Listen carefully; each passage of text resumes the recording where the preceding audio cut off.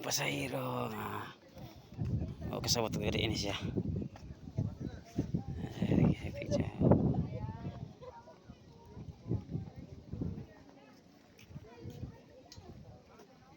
Grabe kayo diri guys. Ako diri sa Scarlet Hills. Nagpapasero na ito diri niya. Sa kanapag-apel kay libre man ang driver. So samantala ko na maka sorry din. Kung makita nimo ang uban nga mga hills, mga bukid na sunog siya guys. Siguro na mga takay ba kung siya nung dami nga nasunog na siya. Daghang kay mga turista almost. Daghang kayo kada adlaw din eh.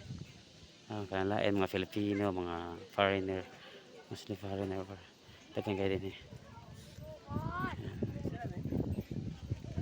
But kayo ang place, ano lang siya, medyo dili sa kayo green ang mga dahon tungod kay grabe ka init diri, magtulo na ka buwan nga sige init mo nga ang mga kahoy ra mo medyo green pero ang mga sagbot murag nagkaanam kamatay.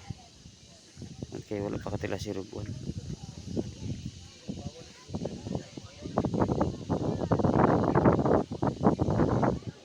Katila si Babaw. Kita niya dagan kay mga turista na diri. Lagi famous lang ang kanindot sa panahon. Suro-suro sila diri. Pikas. Timer pa rin yan eh.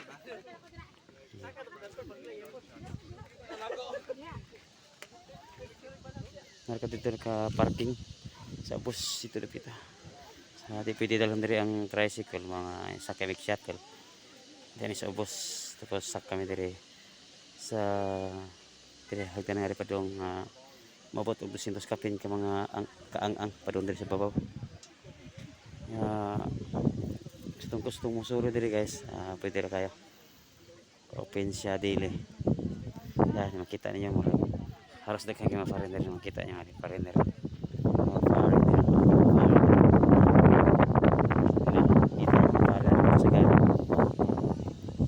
Hello sir.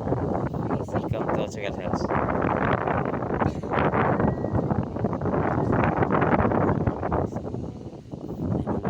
Maduglo ko nga Tagalog. Siguro gikan sila Manila ba. Siyempre Tagalog. Ito sa abos natin mga kuan. Kita niyo na kasi nga ng mga upat ligit. Ta kay bagong sa pangalan natin mga dalan-dalan. Pwede mo maabang diha. Red rides mo diha. At least pikas. Pabangan siya.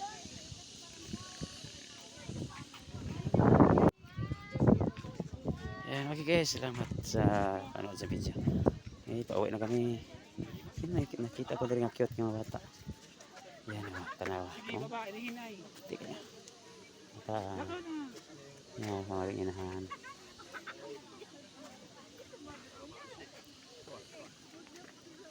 Diba? Kita niya mga mga puti. Mga puti. Yan. Kaya mga Tagalog yung iba. Kadalasan dito mga foreigner talaga. Mga salita ng Pilipinas, mga German, mga itong bansa.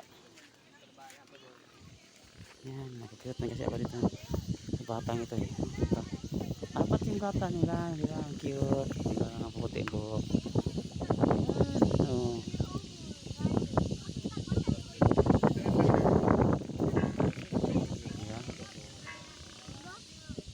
Apat na anak na pala sa mga puputi. Kung pasahero masih pa manig lakaw lakaw. Kay mos gido kay tagsar ka kare.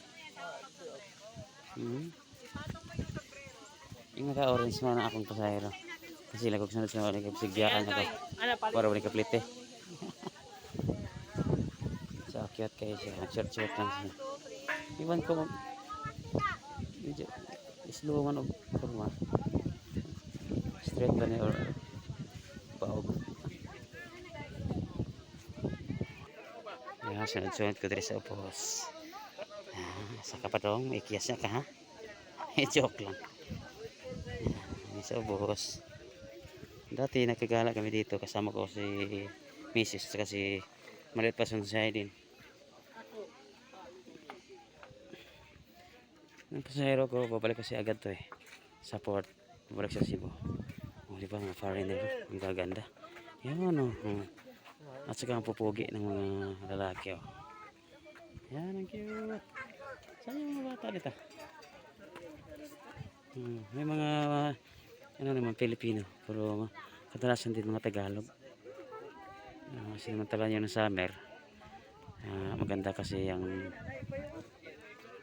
weather ngayon, kaya maraming turista pupunta dito. Pinagtaka ko lang guys, bakit nasunog tong yung isa sa dalawa pala. Kita nyo, dalawang bukid yung nasunog. Yan kung bakit, anong dahilan. Siguro sinunog, walang awa yung sumunog. Yan yung daan papunta sa pabalik sa baba. Kaya guys, habang hinihintay namin yung shuttle, yung pasahero ko andun pa sa toilet, sinakaw ang bakto sa babaw. Kaya siya nagpaabot ko diri.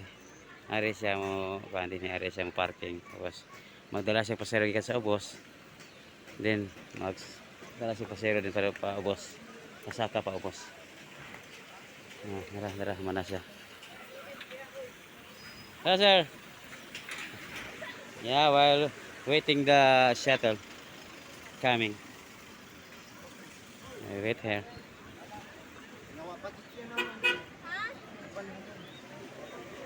Okay, yes. Okay, just wait here.